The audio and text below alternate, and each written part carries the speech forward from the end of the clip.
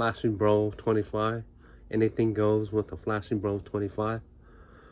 So today we're going to talk about U.S. and China tension escalating beyond trade war. So you guys don't know right now, China and the U.S., they have a trade war on tariffs. And the U.S. is trying to, you can say, add more percentage or tax on China more. So now China is doing the same thing also. So it's like a back and forth, you can say, trade war on tariffs. So let me show you one of this news outlet. President Trump hosting Italy's prime minister today to talk tariffs. The president expressing high confidence about reaching a deal with Europe and signaling some progress with China as well. But he says there's no rush. ABC's Rachel Scott is at the White House. Tonight, President Trump welcoming Italian Prime Minister Giorgia Meloni to the White House, the first European leader he's met with since imposing his sweeping tariffs. President Trump, how confident are you, sir, you can make a trade deal with the EU? Meloni, a hard-right conservative and a Trump favorite. Her visit seen as a chance to bridge the interests of the United States and the European Union. Should the European Union still believe that the United States is a reliable trade partner? Well, I believe in the West unity, and I think simply we have to talk and find ourselves. The president says there's a 100% chance of a trade deal with Europe. And tonight, he signaled a possible thaw in the trade war with China after imposing a staggering 145% tax on all Chinese products coming into the U.S. China retaliating by slapping a 125% tariff on all American imports, including soybeans from American farmers. You said that you have a good relationship with President Xi. Why not pick up the phone and call him and make a deal? Oh, we're going to make a deal. We'll have a deal. I think we're going to make a very good deal with China. Later in the Oval Office, the president saying that China and the U.S. are talking, quote, all the time, even seeming to suggest that he may actually have spoken with President Xi. Has he called you directly, President Xi, or reached out? Well, you'd think it was pretty obvious that he has, but we will talk about that soon. It's not that important because, honestly, we're going to have a deal. But Trump also said that there was plenty of time, which means the impact of the trade war will continue. Fed Chair Jerome Powell with this warning. The level of tariff increases announced so far is significantly larger than anticipated, and the same is likely to be true of the economic effects, which will include higher inflation and slower growth. Today, the president lashing out, calling that analysis a complete mess, adding Powell's termination cannot come fast enough. You said that the termination of Jerome Powell cannot come fast enough. He says he won't leave even if you ask him to. Do you believe you have... If I ask him to, he'll be out of there. Do you believe you have the power? The stock market is really, really down. You know, it's affected by all this crazy stuff going on in the world. All right.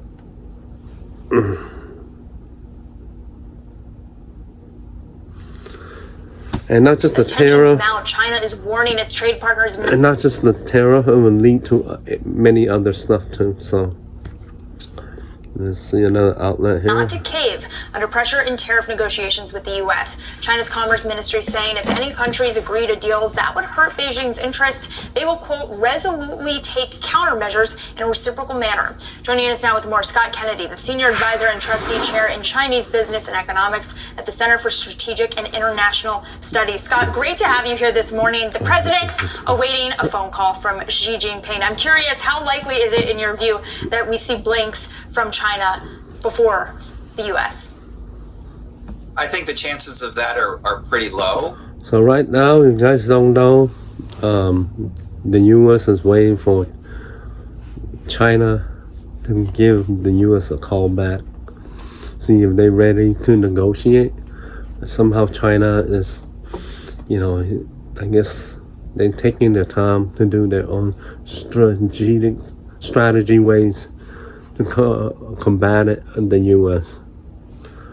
So it's like a cat and mouse game right now. We'll find out. For China to blink first, I do think that we'll see both sides talk to each other soon. Already at the staff level, there have been communications. I don't think we're going to see President Trump and Xi speak directly in the next few weeks, because the U.S. is focused primarily right now on trying to reach trade deals with other countries, partly as a way to make China feel more isolated. But China, as they say, is in this to the end, because this isn't just a trade spat now in which they could just negotiate a few market access agreements and purchases to make this go away.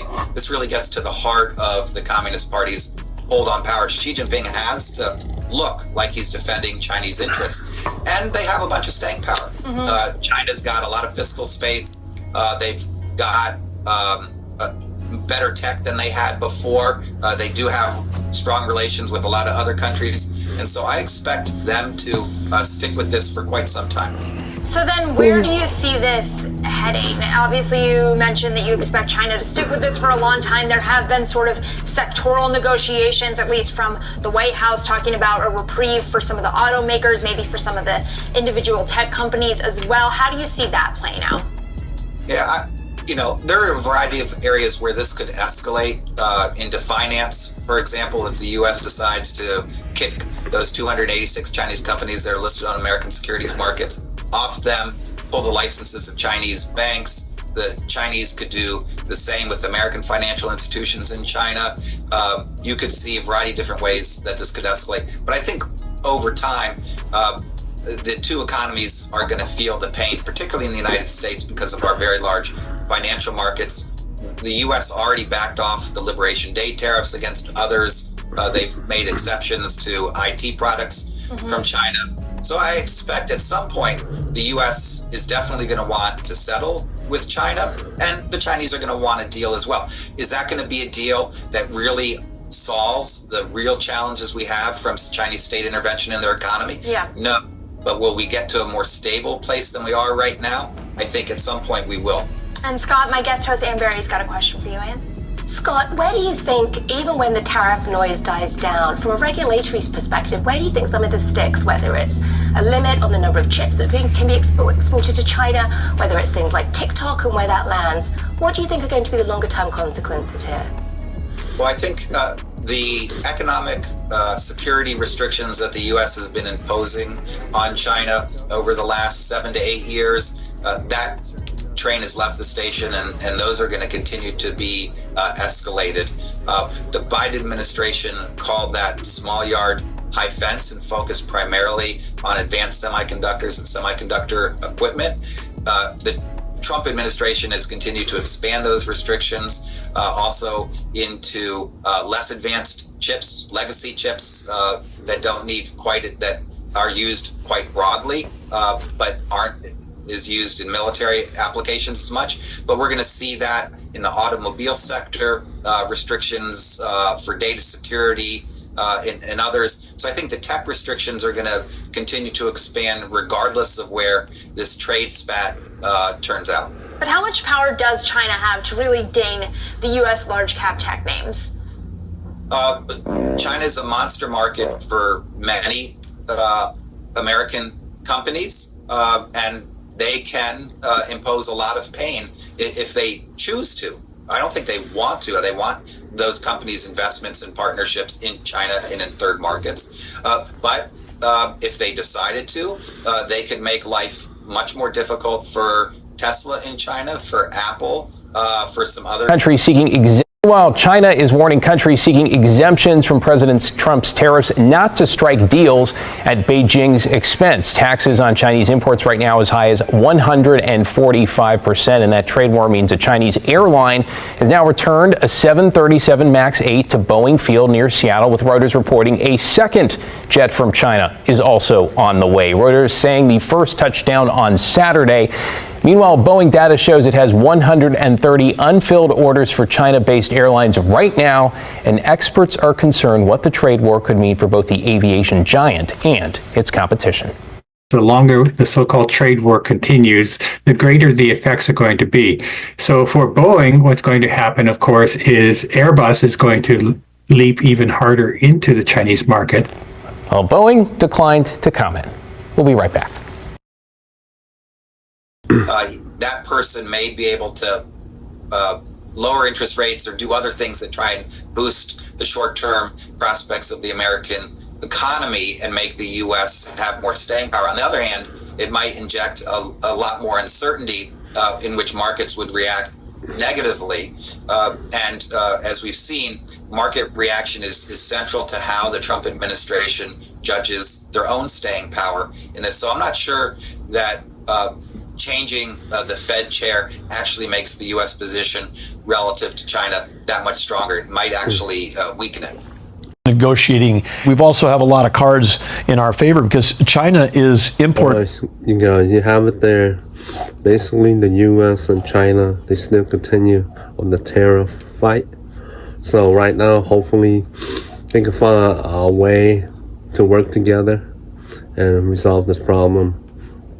This is more a political game that both sides are playing, especially the U.S. because they have the leverage of everything in different field. But anyways, so hopefully they work together, and for the sake of the American, Chinese people in the whole world, we need to learn how to work together and get along. That's all I gotta say. All right, guys, don't forget to subscribe to my channel. I'll see you guys next time. Thank you.